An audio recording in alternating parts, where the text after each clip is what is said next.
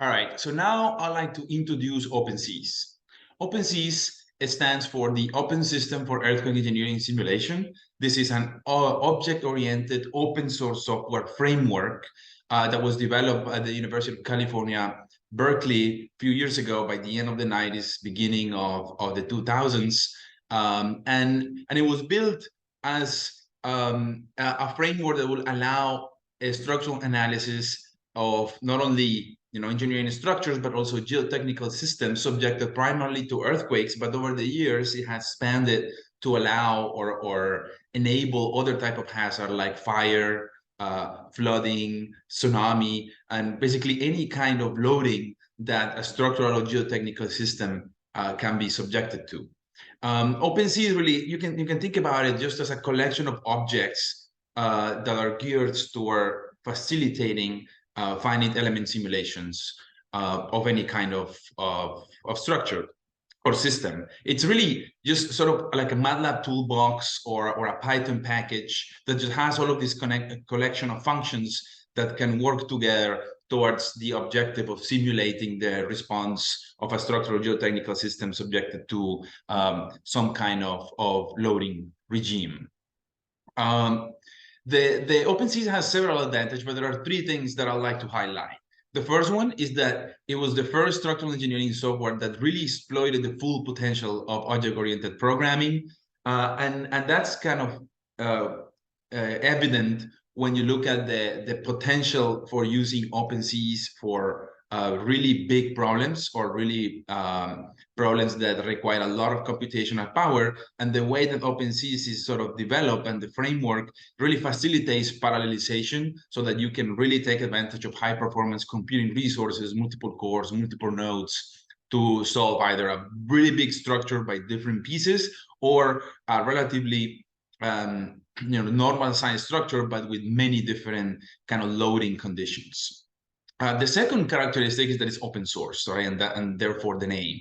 And that really opens up the different possible avenues that this framework can grow. And it has grown in the past 25 years in really different directions. And what this really helps is that it expedites dissemination of the use of the application. And as I mentioned, the expansion of the framework into different topics. The most common contributions that engineers and researchers everywhere in the world do are normally new materials models, new element models, and new numerical solution methods for specific kind of applications.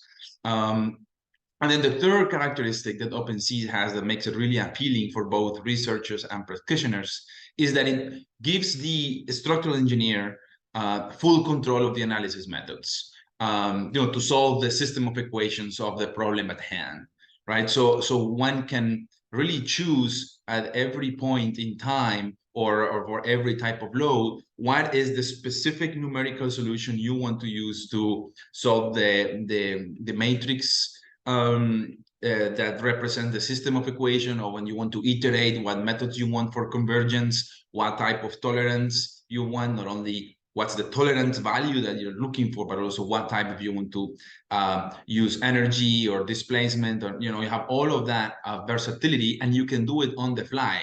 You can combine different methods in your analysis. Say you analyze one load with one type of convergence settings that is more appropriate for it, and then the next loading you can switch it, and that's something that's typically not possible when you use commercial software. That kind of limits the ability of you to kind of play with the ins and outs of the methods, right? This is, it's good, but it requires knowledgeable users, right? And that's the point that it makes OpenSeas really appealing for researchers, and is that you really need to understand what's happening there. And I'll argue it also makes it important for practitioners, right? Because it makes engineers that want to use this tool to really understand what's happening under the hood. So how is that a structural analysis using OpenSeas looks like, right? It really looks like kind of what you can see on this slide here, right? So basically, as any sort of code of software development has 3 steps. It has a pre-processing step where you kind of set up everything for the analysis. That's kind of really time consuming, and is when you're kind of setting up the model, defining coordinates, assigning loads, assigning materials, all that kind of work.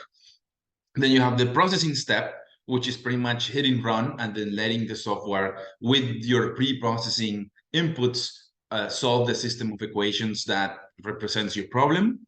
And then with that, you get an output, right? Of that. In the case of OpenSees, you need to specify what are the specific outputs that you're interested in. It's not like typical structural engineering commercial software that it will gives you every result possible, all the displacement and every degree of freedom, all the accelerations, all the forces. For OpenSees is different. In the sake of making efficient analysis, what OpenSees does is that it asks you to create recorders so that you will specifically tell it what are the outputs that you're interested in. And then you will take those outputs and post-process them so that you can sort of interpret your output in a way that would mean something to you, will help you evaluate the hypothesis that you're trying to evaluate while you're doing this structural engineering simulation. So as you can see, OpenSees is really used only in the processing part.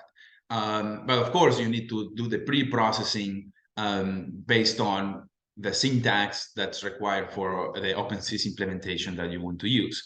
But there are other tools that help you sort of do that pre-processing and post-processing more efficient. And in this module, we will use Python and also notebook scripting through Google Colab, which is a tool, really helpful tool for any type of data management and data science type of problem. And that is particularly useful also for working with OpenSees in a seamlessly and really clean way. So what are the steps when you're doing the pre-processing of OpenSees? And I think this is one of the steps when you will invest most of your time. And if the pre-processing is sort of properly defined, then the processing would just be a matter of waiting for the computer to finish up all the calculations, and then the post-processing would be kind of playing with the results to see what's the best way to interrogate them. So in the pre-processing of any sort of structural analysis, it doesn't have to be OpenSees, but it could be any type of simulation, has roughly 10 steps. So the first step, it's clear the objects, right? So for OpenSees or for other type of software, when you close it and open it again, basically cleans the sheet and you don't have any variable defined and you start kind of blank. The second step is that you tell the software, in this case, you tell OpenSees what type of problem you're solving, right? So you say, I'm working on a 2-dimensional problem, 3 degrees of freedom per node, or 2 degrees of freedom per node, if you're talking about trying to model a truss, for example, or things like this. Then you define the material models you're going to use: steel, concrete, linear, non-linear, wood, anything like that. Then you define the nodes, so you locate them in space. You assign boundary conditions, so supports. Then in case you have a dynamic problem in hand, then you assign masses, typically to the nodes. Then you assign the elements that will join certain nodes and create the structural physically. You also define special output, and that's the step that I mentioned that is particular to OpenSees and helps, or is one of the reasons why OpenSees is so efficient, is that it doesn't output everything, just what you wanted the simulation to output, and that's what you define in step 8. And then depending on your problem, you typically apply gravity load or permanent loading. And then once you do that, then you go ahead and apply other types of demands, things like earthquake, the tsunami, or whatever other load you want to apply, right? And then there are mainly 3 types of loads that you can do, right? You could do a force control analysis, which is you apply the force. Displacement control analysis, when, as the name says, you apply a displacement at a given node, or a dynamic analysis, right? That it could be an earthquake, or it could be waves or wind blowing, any load that kind of changes with time.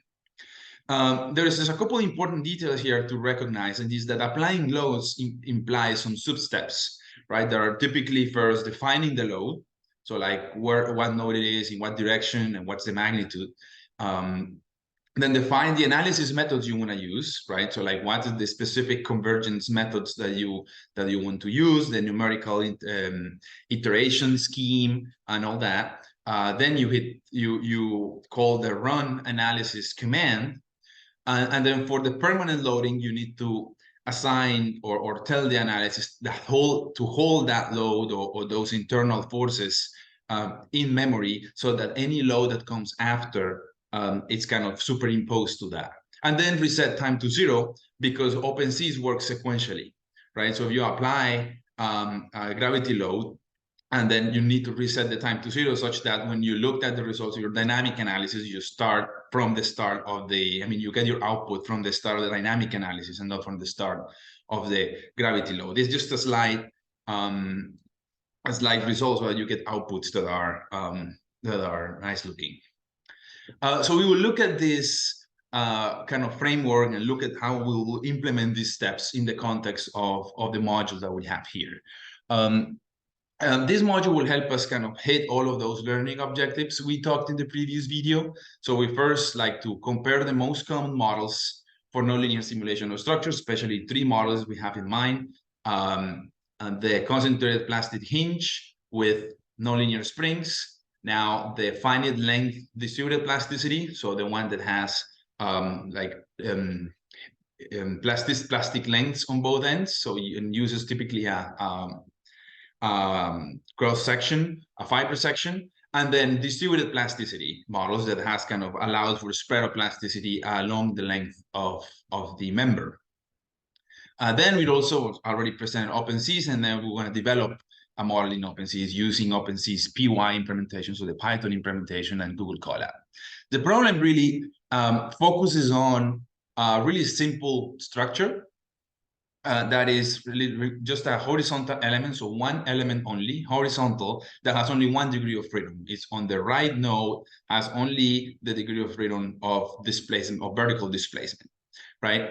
You can define geometrically that element just by the length and the information on the cross section. That type of element could represent, for example, the link in an eccentric brace frame like the one you see here, or the link beam on a coupled shear wall system like the one you see highlighted here on the bottom right. We have some dimensions, 100 inches length, and we assume for the EBF link that we are using a W18 by 60 steel section. We have the typical elastic modulus for steel and a 50 KSI yielding strength. And then we have a series of questions that will prompt us to model this element with the 3 different types of, or this member with the 2 different types of nonlinear elements that we talked about. So we will, in this video, look at how we will implement this model for concentrated plastic hinge type of approach, where we have basically, this is our element, and we will have 2 nonlinear springs, 1 on each side, and we will have an elastic beam column element in the middle. The backbone curve that describes the moment rotation curve for the nonlinear springs is shown in here, which is basically showing us the initial stiffness, then what's the strength of the section. We will assume that's elastoplastic, so we have a 0 slope on this second branch of the backbone, and then at 0.02 radians will be at the onset of degradation, and the element will start degrading, so have a negative stiffness until it reaches about 0.06 radians, where it gets to a residual value of 1/10 of its plastic capacity. One important caveat here is that the elastic stiffness of this whole assembly needs to respect what one will envision or will try to get with basic structural engineering and linear elastic, right?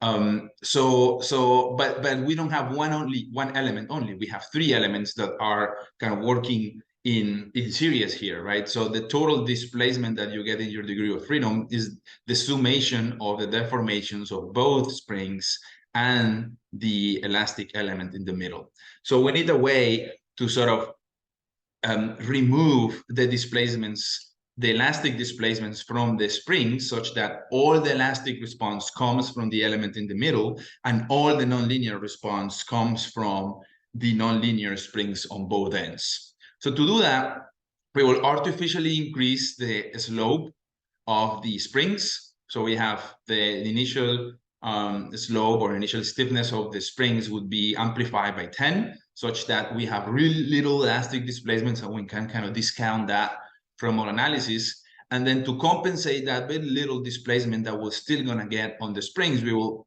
artificially amplify the elastic yaw modulus of the beam, of the elastic beam column element in the middle.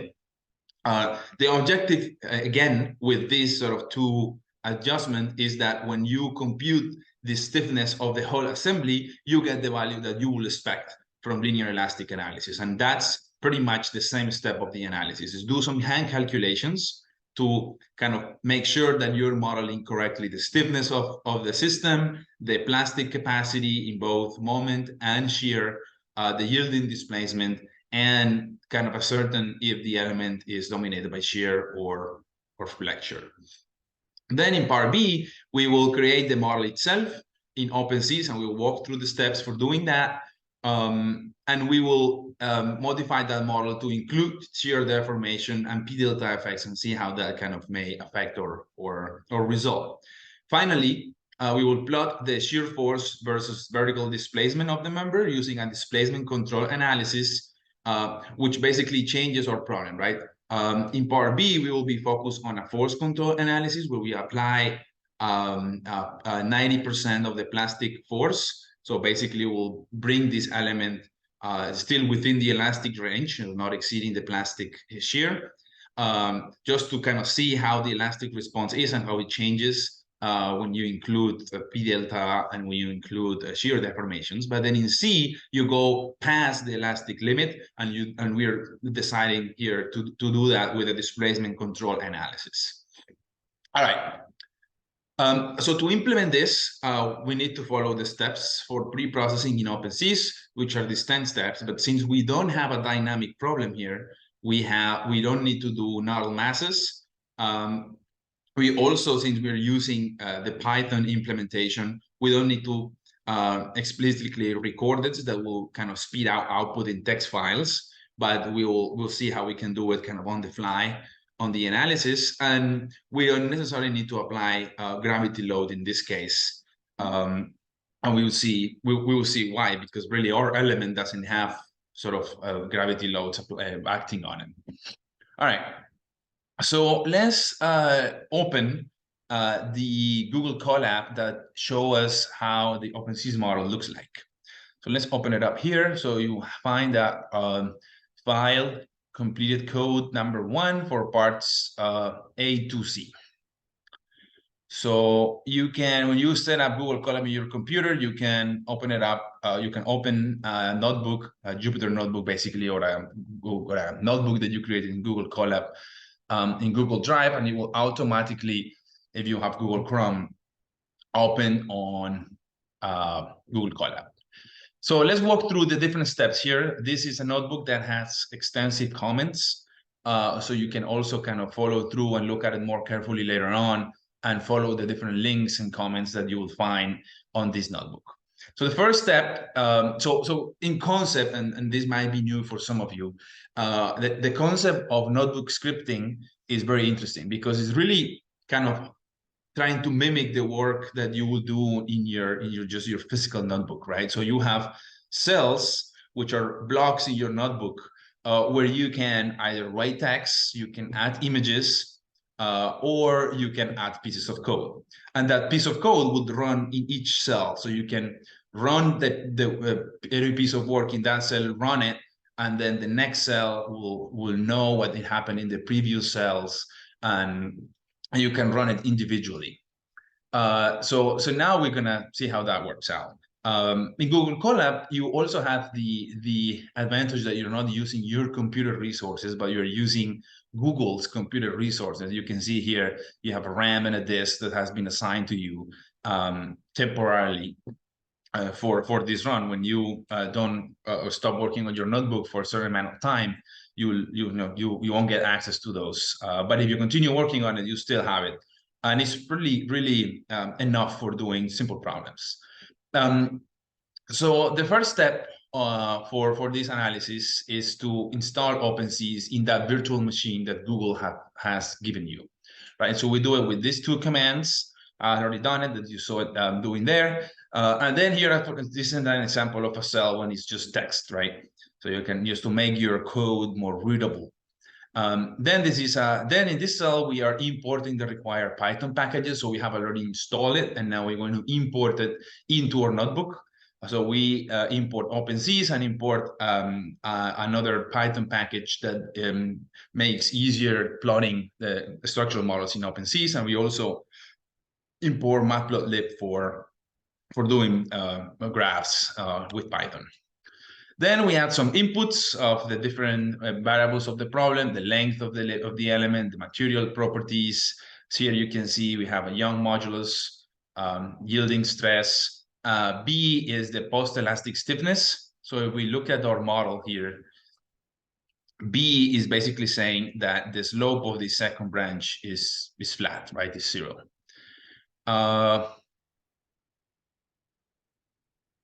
Let's see.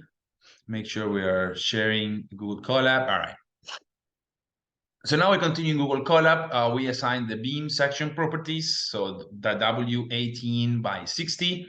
We look for those from the AISC manual and add them here. We have a flag to add or remove shear deformation as we please, and we'll see how that's implemented. Then the first step of the first kind of part A of this module is to do some half calculations, right? So the first thing we are asking for here is what's the elastic stiffness, assuming linear elastic mechanics. So for this element, which is just one beam that has 1 degree of freedom displacement on the right hand, you can use whichever method you like from mechanics to kind of identify that the stiffness of that element is 12 EI over LQ, right? We have all of those properties. So we just plug in the numbers and get our stiffness. The plastic moment is Fy by C, right? Also mechanics, that will give us our plastic moment. The plastic shear, it's basically assuming, or for this element, we have the plastic moment developed on both ends. So the plastic shear is the summation of those both plastic moments divided by the length, so 2 MP over L. The yielding displacement is what's the displacement when the shear equals the plastic shear. So it's basically that plastic shear divided by the stiffness of the element, and that's kind of the frontier of linear response. And then finally, the shear capacity for a W section is just 0.6 Fy by the web area. And if that value of Bn is lower than Bp, then it means that the section will fail by shear before it fails by flexure, so it will be shear dominated. And if Bn is higher than Bp, then it will be flexurally dominated. So we run this, and I forgot to run inputs, do that, and you go. So you see it here, right? So you got the stiffness values, plastic moment, plastic shear, yielding displacement. The important thing to see here is that the shear capacity is bigger than the plastic shear, which means that this member is dominated by flexure.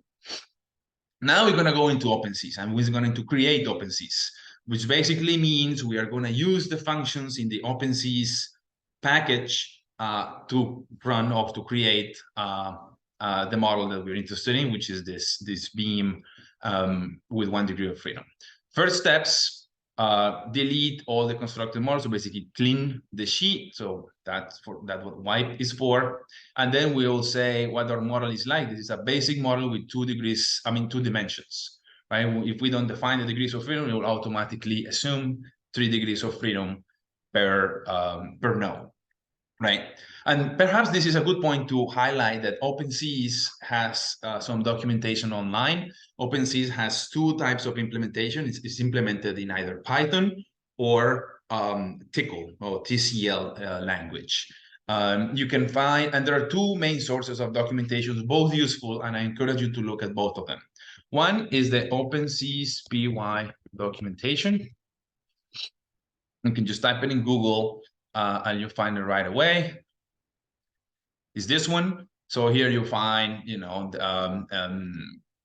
instructions for installation, for compilation of the source code, if you like to add a new material or a new element or something like that. And then here you have a list of all the different commands that you can use, right? Model commands, You can also look at element commands, so say a bean column element, the different types of bean column elements there are, what are the different inputs that they need, what do each input means, and all that. You have a similar, but a slightly more mature, I would say, documentation that is from the original implementation of OpenSees that wasn't in Python, but was on TCL. And that's known as OpenSeesWiki. You do OpenSeesWiki, and there you go. You're there. Then you have a user documentations. You have also examples. So there is a manual here where you can look at the different sort of commands and see examples. You can go to the OpenSees original website and all that. These documentations are very well indexed in Google. So you can say, for example, why OpenSees, right? The command we just used.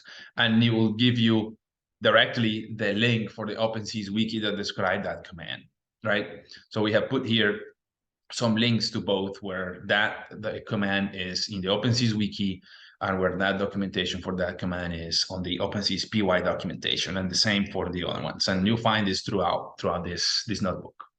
The third step is to create the material models, right? So material models are basically, in this case, we have two. We have a hysteretic material model that would describe the backbone of that nonlinear spring. And we also have an elastic material model for capturing for assigning rigid response to the degrees of freedom of the spring that we don't want to have deformation on. So basically, we want this spring to only work as a rotational spring. We don't want it to have any stiffness translational. So for that, we need to assign the spring a really high value of stiffness such that it doesn't really create any significant displacement other than rotation. Those are the two materials we are going to assign. The elastic properties of the bean column element itself would be assigned to when we create the element. So we start with that, a hysteretic material model like the one we have in our Word file here. Here we go. This one is really just a piecewise linear function. So we need to assign basically these points, this point here, this point here, and this point here to our hysteretic material model. So we go here, and we basically define it like that. I would say we want to add a uniaction material that's hysteretic. We assign it a name. That name is 1, material tag hinge 1. That's the name. And then the first point is MP and theta y. The second point is MP as 0.02. You can go back here, MP and 0.2, and then it will be MP over 10 by 0.6. You go by 0.6, and that's the positive branch. And then we want it to do the same in the negative side. So we repeat it, but everything with negative signs. The hysteretic material model has also some other parameters that control cycles. Like what happens when you unload and then reload in a cyclic analysis or a dynamic analysis. We are not going to use those because our problem is static. So we put some default values there. Then to create the elastic material, the one that will kind of do this rigid or simulate this rigid behavior, we assign a new name, would be number 2, and then do the same uniaxial material, but now elastic, that has this name, and that has a really big elastic modulus.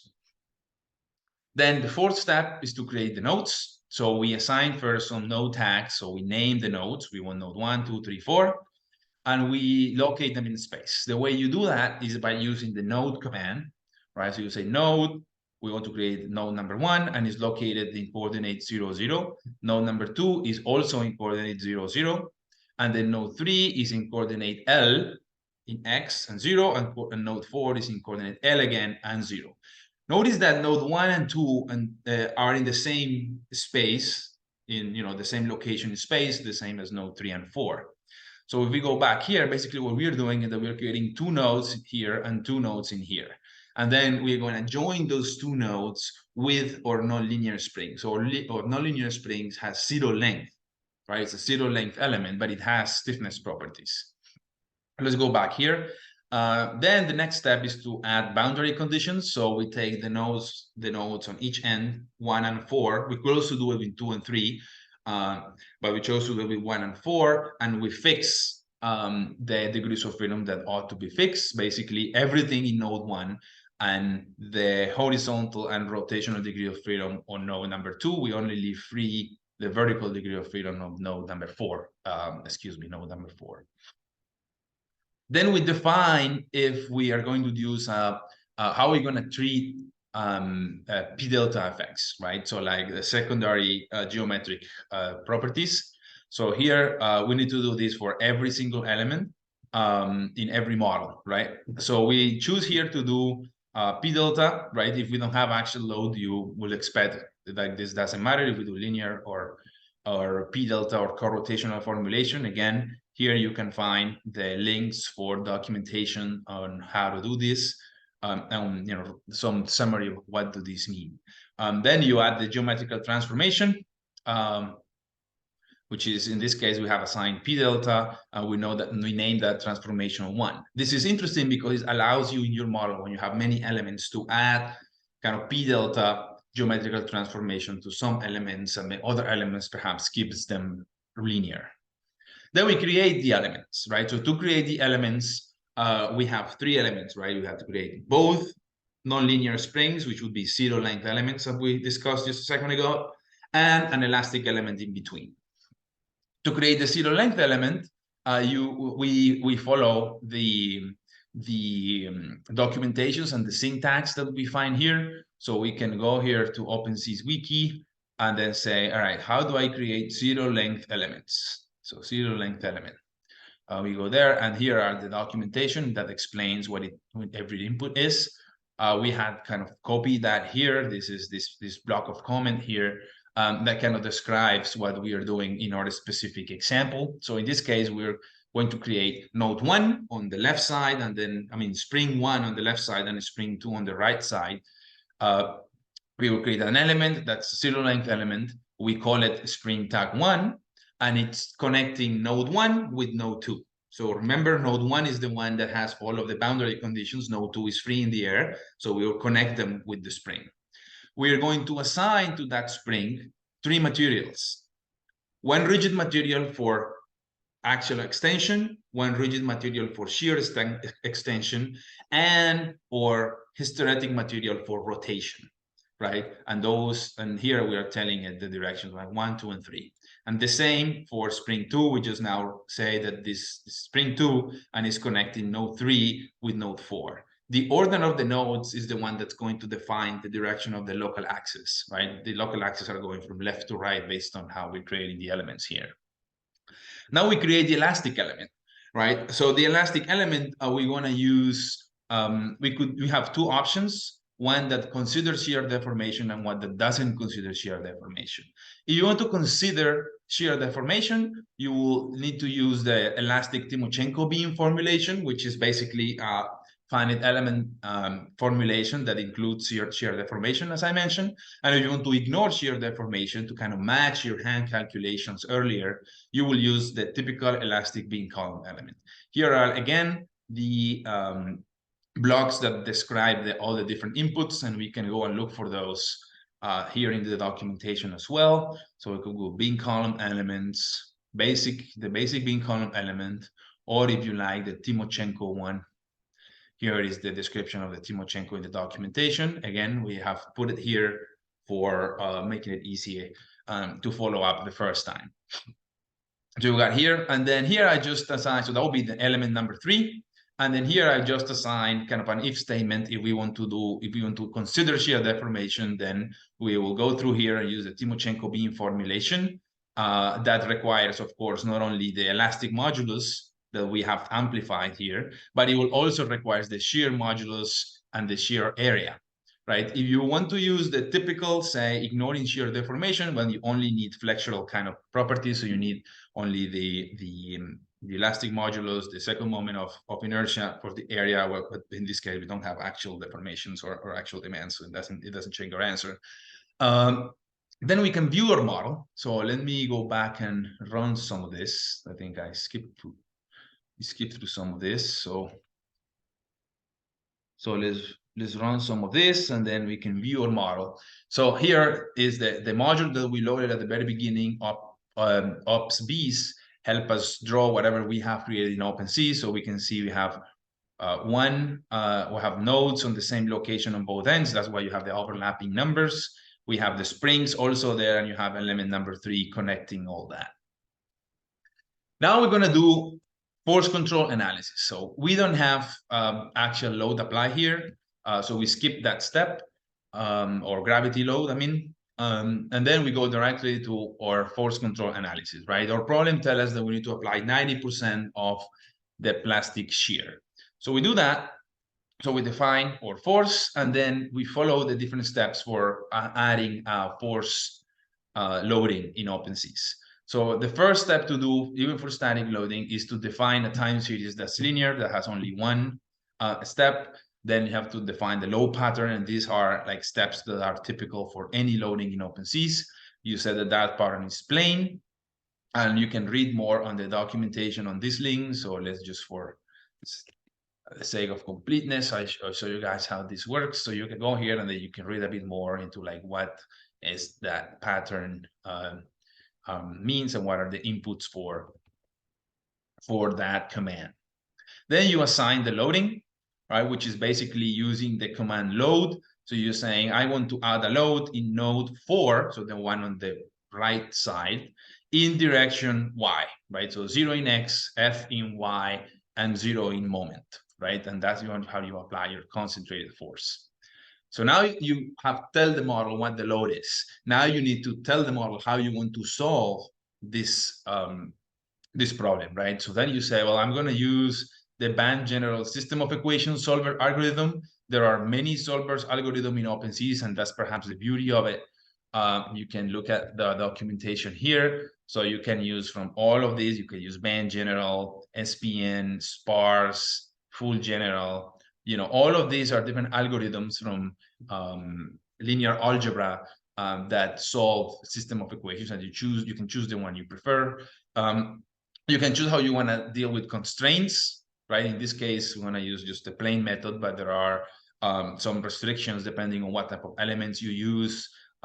You can also, again, go into the documentation here and look at the different types of constraint commands. You can use Lagrangian multipliers, transformation method, and each of those have a description that will, in some of the elements, only work with one of these constraint commands. So you need to make sure you use the one that's proper for your model. Typical models like this, the plain is enough. The numbering, this is basically what's the algorithm you're going to use for numbering the degrees of freedom. You know, remember, during this stage, you haven't like said that what are the numbering in the whole structure for the degrees of freedom. That's automatically done in OpenSees, and there are a few algorithms for doing so. Here you are choosing the convergence test, right? So what we're saying here is that we want to converge with a normal displacement increment and have a tolerance of 1 to the minus 12 with a maximum of 10 iterations. That's our kind of convergence criteria. We're going to use the Newton solution algorithm for the iterations, and we want to apply the load in increments of 0.1. Right, so 10% in chunks of 10%. So basically, we're going to do 10 analysis of 10%, 10%, 10% until we reach 100%. And our analysis is static.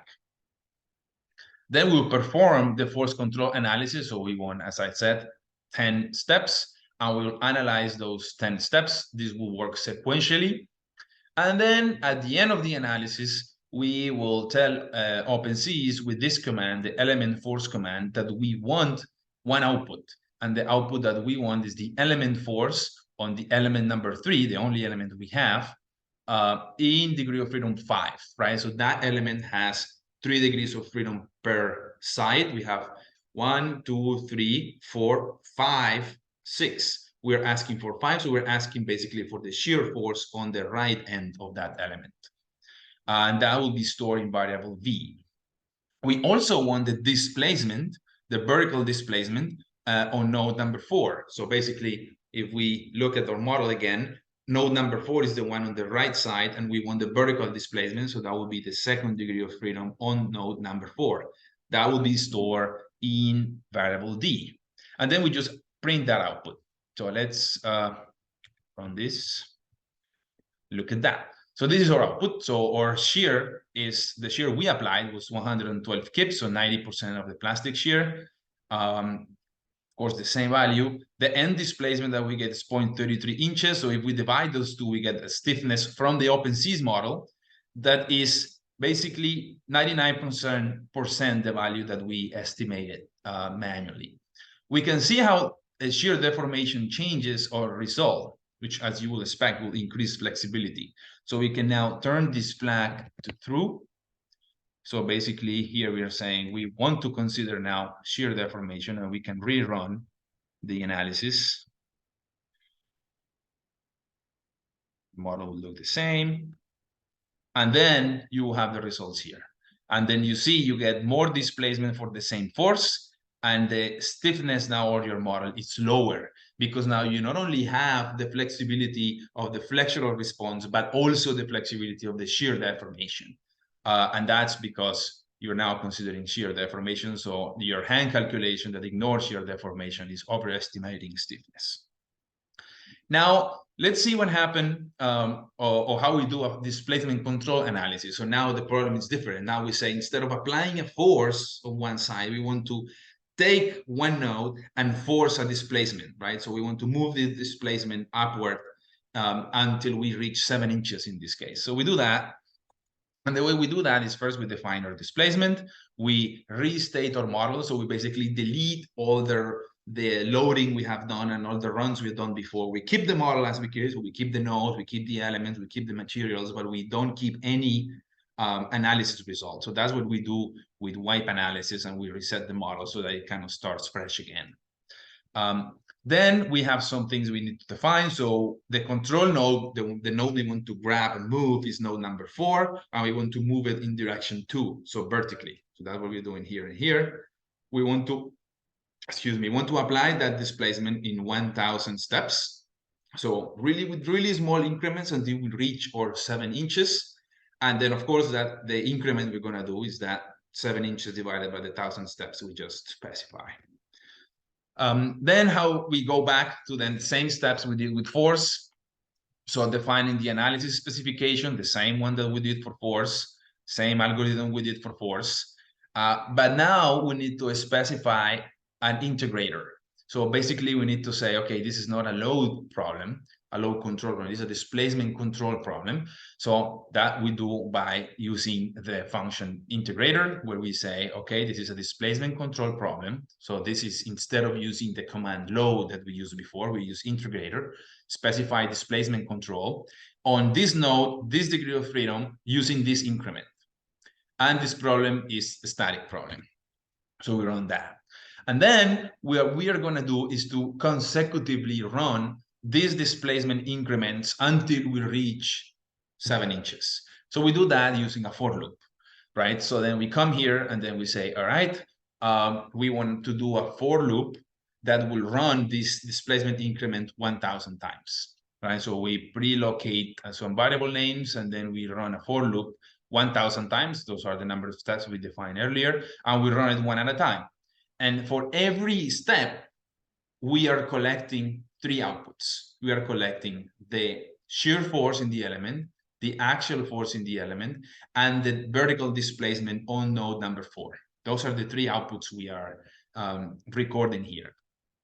So we do that, and that run really quickly, and then we plot the results, right? And this is only using Python matplotlib package, where we basically plot our results. So here we are calling the package and then plotting the in the horizontal axis the vertical displacement, and the vertical axis the shear force.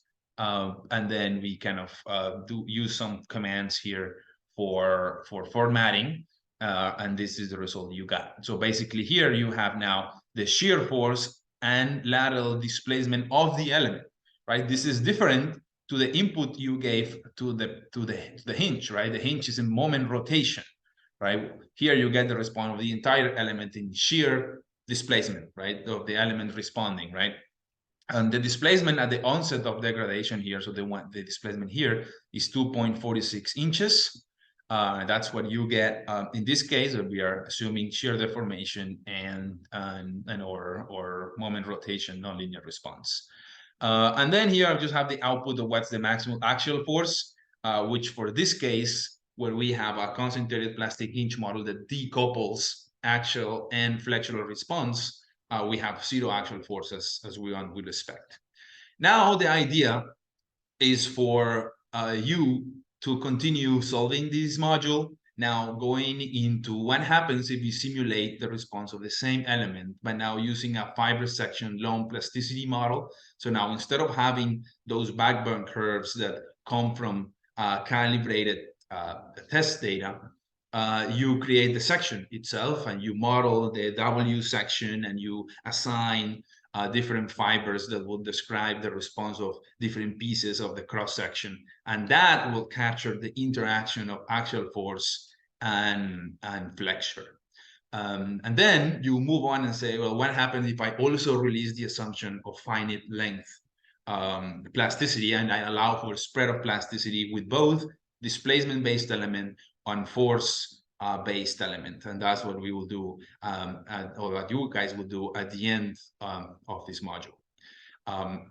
So I hope this was instructive and looking forward to your comments. Thank you very much.